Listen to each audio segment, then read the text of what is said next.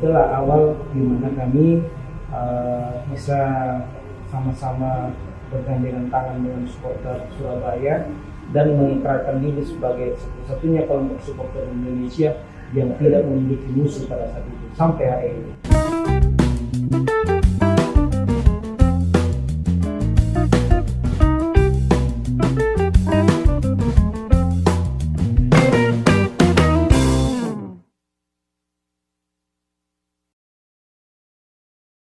Assalamualaikum warahmatullahi wabarakatuh. Jumpa lagi bersama Bang Suslobat FC. Kali ini kita akan membicarakan soal pemain ke-12 dalam sepak bola, yaitu supporter. Kami sengaja mendatangkan Bung Coklat. Assalamualaikum Bung Coklat. Waalaikumsalam.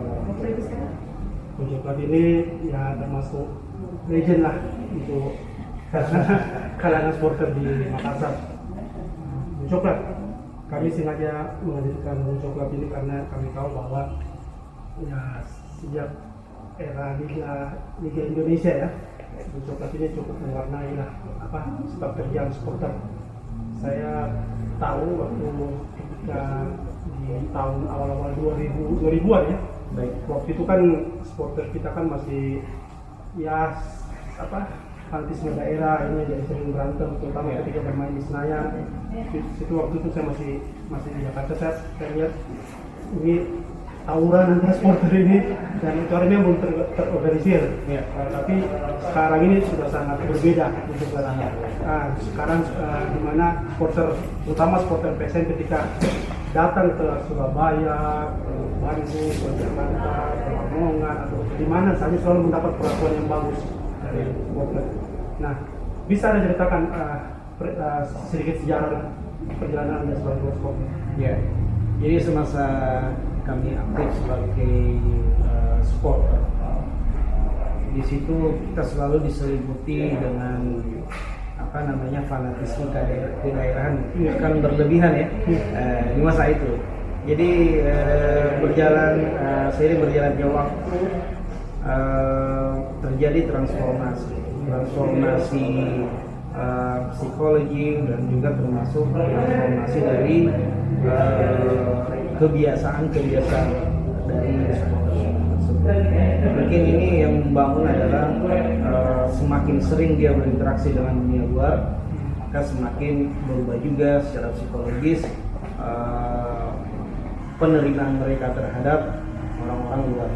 Seperti itu. Jadi dulu fanatisme kedaerahan kita berlebihan banget sampai akhirnya tidak ada yang hebat kedengarannya selain orang Makassar, seperti itu ya.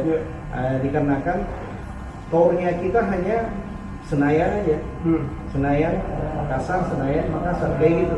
Jadi ketika ada momen di mana kita bertemu dengan orang-orang asing, dalam hal ini tanda kutip, artinya asing dari luar Pulau Sulawesi ini, itu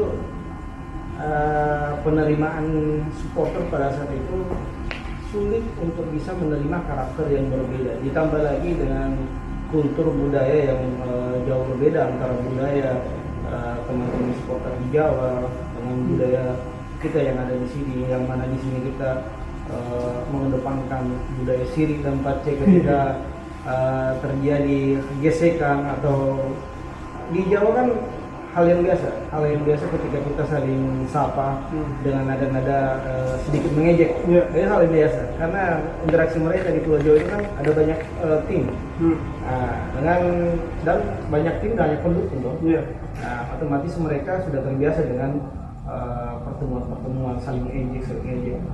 Kita di Makassar hanya satu tim. Alhasil kita pun untuk ketemu dengan tim kompetitor harus sampai menyeberang pulau, meninggalkan daerah kita. Disitulah terbentuk semangat kedaerahan bahwa kita adalah manusia Bugis Makassar, Raja Mandar yang berhak, bukan berhak ya, yang merasa bahwa secara kultur kedaerahan kita adalah manusia-manusia yang unggul secara fisik, dalam artian secara mental, sebagai laki-laki seperti itu. Nah, disitulah sejak itu itulah mungkin latar belakangi sehingga di awal-awal media tahun 90-an hingga 2000-an, awal 2000-an, supporter PSM Makassar ini amat rada-rada sulit ya untuk bisa menerima tamu dari tim lain.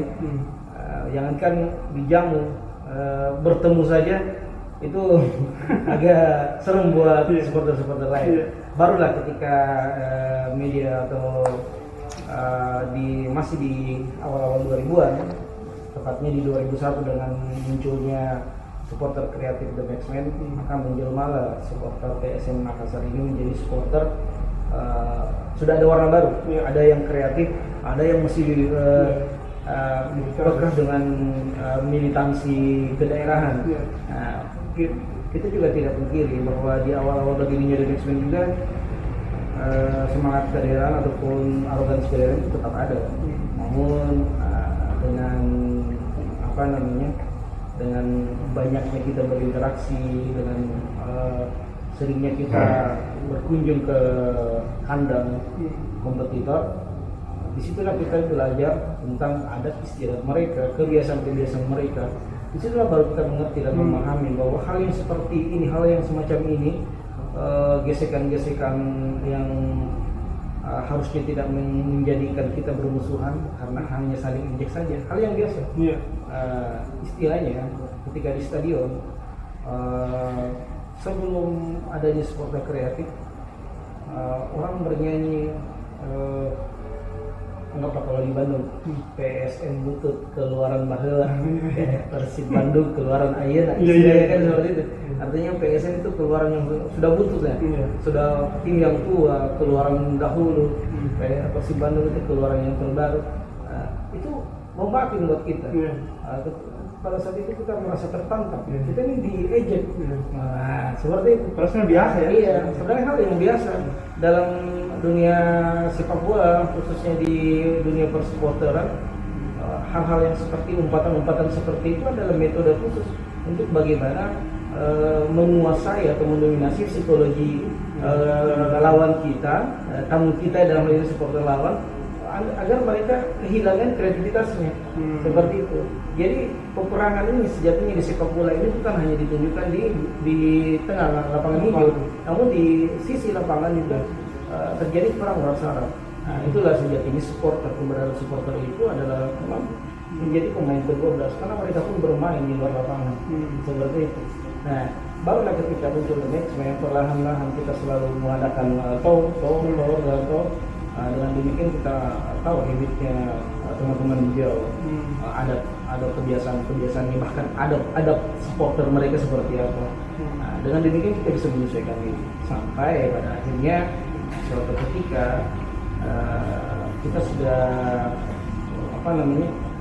sudah terbangun mindset teman-teman di The Maxman khususnya dan sebagian besar warga Makassar sudah terbangun bahwa Makassar ini juga memiliki kelompok supporter yang kreatif, tidak kalah dengan daerah-daerah lain seperti Malang, Jakarta, Bandung, dan lain-lain, Surabaya. Disitulah mindset itu yang membuat kita bisa menerima tamu, prepare untuk menerima tamu yang berasal dari daerah-daerah luar. Itulah sejatinya kenapa sampai terjadi banyak ikatan jalinan persahabatan antara kelompok supporter PSM dengan kelompok supporter lainnya yang berlaga di Liga. Jadi itu cikal bakalnya. Kemudian tentu dalam kebersamaan itu tidak terlepas dari gesekan-gesekan. Karena masing-masing merasa lebih kreatif, masing-masing merasa lebih modern. Alhasil ketika terjadi hal yang seperti itu, ibaratnya arogansi ini sudah bergeser lagi, bukan masalah kedaerahan. Ini masalah hegemoni. Seperti itu.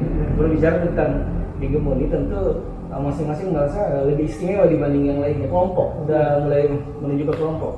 Akhirnya kita lihat terjadi gesekan sama supporter yang mengaku dirinya kreatif. Pada saat itu ada gesekan di Jakarta tahun 2005 ya, jauh setelah kita sudah mulai menerima tamu dari keluar.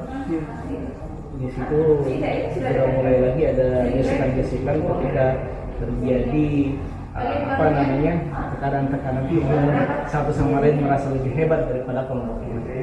Demikian. Ya, itu hari saya kebetulan berada di sekitar area yang tadi Anda bilang 2005 itu ya. Waktu itu yang menurut saya ya suatu peristiwa yang menurut saya luar biasa pada saat itu, karena sampai ada yang harus berdarah, ada yang Anda sendiri ya seperti apa ya sapi cacat ya. Tapi itu kan masalah. Nah, tapi setelah itu kan saya dengar ada semacam pertemuan yang mendamaikan, dan antara dulu kan saya lihat kemarin kan antara supporter PSM dengan supporter Persebaya ya. Tapi setelah itu kan saya dengar ada pertemuan di Surabaya yang akhirnya yang membuat supporter PSM dengan bonek yang sangat akrab lah ya, udah seperti kayak saudara ya. Saudara seapa? Saudara sekandung Seduluran di sekitar mereka. Seduluran. Ya. Oke, mungkin harus ceritakan. Ya, jadi pada tahun 2005 itu sebenarnya kita dikeroyok ya, dikeroyok oleh Snacks Semarang Extreme. Kemudian sekitar 5 ribuan Snacks mengeroyok kita. Kemudian ada juga bonek sekitar 10 atau belasan ribuan. Dihitung-hitung mungkin ada 20 ribuan ya, melawan 3 bus Maxman. Itu berapa jumlahnya? Berapa jumlahnya itu? Satu bus ada yang belasan orang, ada yang sampai 20-an, 25-an. Jadi palingan kita nggak sampai 70, nggak sampai 80, nggak sampai 80. Maxman, bukan Maxman pada awalnya. Ada beberapa bus ya saya lupa. Kemudian pada saat itu sopir busnya, bus yang terdepan itu salah mau masuk di gate, kan harusnya kan sudah diatur ya, coupling ya di gate tempat masuk supporter ini, tapi ya seperti itulah akhirnya ya kita juga tidak tahu menau tentang kondisi Jakarta gimana. Hasil ikut aja dengan drivernya dan driver salah masuk gate, kita masuk di gate yang mayoritas biru Semarang Express Snacks ya. Supporter dari Panser biru juga ada, kemudian ada juga kemudian agak kesini kita di agak kesini hijau. Akhirnya awalnya kita mau meloloskan diri sih, sebenarnya tidak ada niat untuk berantem karena kan mindset kita sudah mindset kreatif ya. Sampai akhirnya hal yang tidak diinginkan itu tidak bisa dihindari, kita terkepung. Jadi teman-teman terkepung pada saat itu membela diri, bertahan sampai akhirnya ada bantuan. Dan saya tidak tertarik untuk bercerita tentang kronologi kejadian yang seperti itu, karena ini sangat tidak mendidik bang ya. Banyak adik-adik kita yang menonton nantinya insya Allah, tapi yang perlu diketahui bahwa dalam dunia sepak bola itu ada hitam dan ada putih. Ini adalah sisi kelam yang hitam, di mana terjadi bentrokan, tetapi yang paling menarik adalah ketika kita bisa beranjak dari dunia yang biadab menjadi dunia yang beradab, dunia supporter sepak bola yang beradab. Nah, itu yang biadab dulu terjadi kisruh, terjadi pergumulan antara puluhan supporter PSM melawan puluhan ribu supporternya. Tapi jangan bangga, artinya walaupun pada saat itu kita membawa Siri dan Pace warga Kota Makassar, kita melawan bahkan memukul mundur puluhan ribu, tetapi itu bukan kehebatan. Sebenarnya sejatinya itu adalah kebodohan. Artinya kita dari segi jumlah saja kita ini, namun ya artinya ini adalah sebuah takdir yang harus kita terima, bahwa setelah terjadinya kekisruhan itu selalu ada jalan untuk perdamaian. Diawali dari, saya lebih tertarik di sini, Mas Abang ya. Jadi ketika 2005 itu usai di Senayan, kekisruhan itu selesai, kita dikunjungi oleh salah satu pentolan supporter Snacks ya, Semarang. Kemudian pada saat itu dia terangkat sebagai anggota dewan. Dia datang ke markas besar Maxman saat itu di rumah saya, Arafah. Dia minta maaf untuk kejadian itu. Dia menjelaskan bahwa sebenarnya pada saat itu bukan apa-apa sih yang namanya reaksi karena kita ibarat diserang, soalnya kan ini sudah jelas gate buat untuk ini bukan jelas, dia ya. Jadi pada saat itu kita ya terima saja karena dia seorang Messi juga datang, dan kita jamin juga di sini bahwa siapapun di sini, setan pun yang datang kalau di Makassar itu selalu diterima, karena orang Bugis Makassar itu selalu memuliakan tamunya. Bahkan musuh pun itu akan kita terima dengan tangan terbuka. Nah, pada saat itu untuk urusan snack bisa dibilang sudah selesai. Namun kan pada saat itu Maxman pengurusannya masih masih redup ya. Jadi kegiatan masih diambil alih oleh saya selaku di lapangan pada saat itu. Nah, jadi saya menjalankan kegiatan Maxman. Belum sempat bertemu dengan presiden supporter kami. Perwakilan ataupun kontrolan dari Snax itu udah buru-buru cabut dari kota karena selesai urusannya. Nah, kemudian pertemuan lah antara, singkat cerita pertemuan lah antara pentolan The Maxman pada saat itu dipimpin oleh Kang Daud Calim selaku presiden selaku perdana menteri The Maxman pada saat itu, didampingi oleh Tanda Alam untuk sebagai sekjennya. Hasil di rapat pada malam itu ditunjuklah 2 orang, diminta siapa yang berani untuk datang ke Surabaya menghadiri undangan mereka. Oh, Persebaya bonek yang mengundang. Karena sebelumnya Sekjen Maxman dan Perdana Menteri Maxman kala itu Pak Ocali itu sempat membuka pintu awal pembicaraan dengan Direktur Supporter Surabaya. Dalam hal ini pada saat itu masih didominasi oleh YSS, Yayasan Supporter Surabaya. Pak siapa? Tommy. Tommy dan lain-lain lah. Jadi pada saat itu 2 orang ini, Perdana Menteri Maxman, Pak Calim dan Kanda Alam sebagai sekjen itu membuka jalan pertama. Mereka datang berkunjung, tapi yang diketahui oleh pembesar-pembesar supporter di sana. Dan dari kunjungan perdana itu diundanglah Maxman untuk menandatangani semacam ikrar perdamaian pada saat itu di Tugu Pahlawan di Surabaya. Nah, pada saat itu disepakati saya selaku jenderal lapangan dan didampingi oleh Menteri Pertahanan Kamaran Maxman pada saat itu, Pak Rahman. Berangkatlah kami ke Surabaya. Di Surabaya kami diterima, dijemput. Mereka mau menjemput sih sebenarnya, bonek ini mau menjemput, tapi mereka sungkan juga, katanya ada isu-isu lah yang berkembang.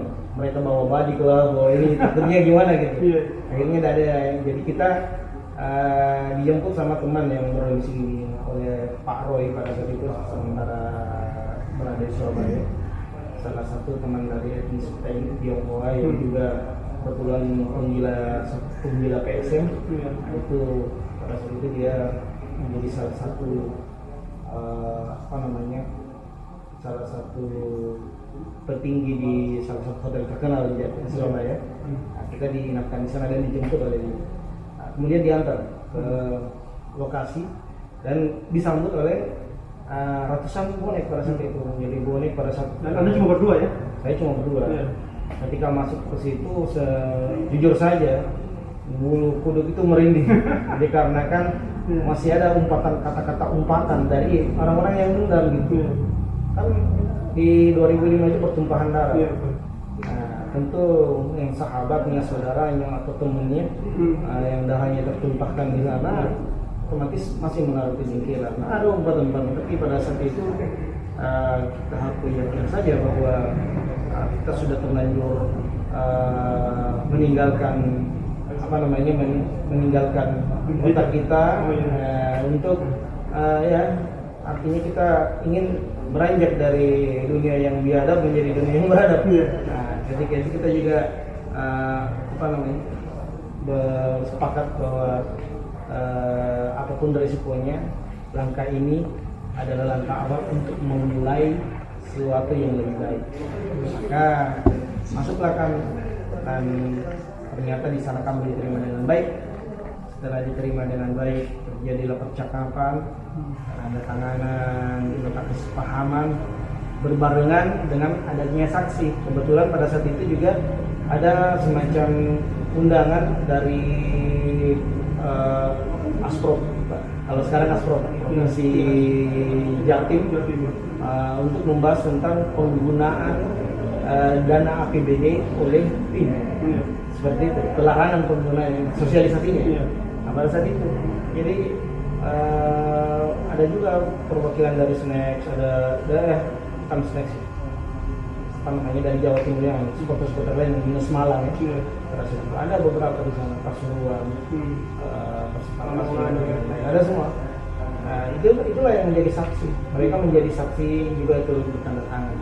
Nah, pada saat penandatanganan itu, disitulah sejarah awal dimulainya sebuah perdamaian dan ditinggalkannya lah dunia kelam permusuhan. Nah, itulah awal dimana kami bisa sama-sama bergandengan tangan dengan supporter Surabaya dan mengikrarkan diri sebagai satu-satunya kelompok supporter Indonesia yang tidak memiliki musuh pada saat itu sampai hari ini. Iya. Dan akhirnya juga dampaknya sangat positif ya untuk kami, karena kita kemana-mana aman dan nyaman. Saya banyak berbicara dengan beberapa perwakilan supporter. Mereka tuh kalau misalnya datang ke Surabaya, datang ke Semarang atau Jakarta, dijemput ya, diarahkan di mana penginapan yang sesuai standar supporter lah ya. Betul-betul mereka diservis, dan itu juga sebaliknya. Ini menurut saya memang fenomena yang bagus gitu, karena kan kita kan bicara soal rivalitas itu kan sebenarnya sejatinya kan cuma 90 menit. Ya 2 kali 40 menit, apalagi kan sekarang memang kompetisi yang sepenuh kan. Jadi sebenarnya sudah mulai agak berkurang lah sebenarnya. Dulu kan masih ada, ayo kita di Senayan tempat berkumpulnya semua, jadi kan beda ya. Kalau sekarang kan sistem kompetisi penuh, jadi ya energi itu sebenarnya terbagi-bagi. Ya kita main di sini, jadi gitu. Nah ini sesi pertama ya, kita akan lanjutkan di sesi kedua bagaimana pendapat Bung Coklat soal masih ada ya beberapa sekelompok supporter yang sampai sekarang yang belum bisa saya tanda kutip legowo lah, bahwa ini kan sebenarnya rivalitas cuma 90 menit. Kita akan jumpa lagi di sesi kedua.